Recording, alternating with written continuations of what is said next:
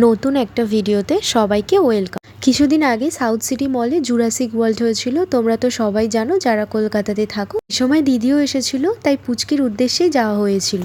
খুব ছোট জায়গার মধ্যে করেছিল, কিন্তু এতটাই রিয়েল ব্যাপারটা ছিল ডাইনোসরগুলোর মধ্যে যে আমারই যেন কেমন ভয় লাগছে। ছোট থেকে বড় ডাইনোসর এবং ডাইনোসরের যে সাউন্ড, মানে কি বলবো, জাস্ট অ্যামেজিং। আমার মনে হচ্ছিল আমি নিজেই জুরাসিক ওয়ার্ল্ডে চলে এসেছি।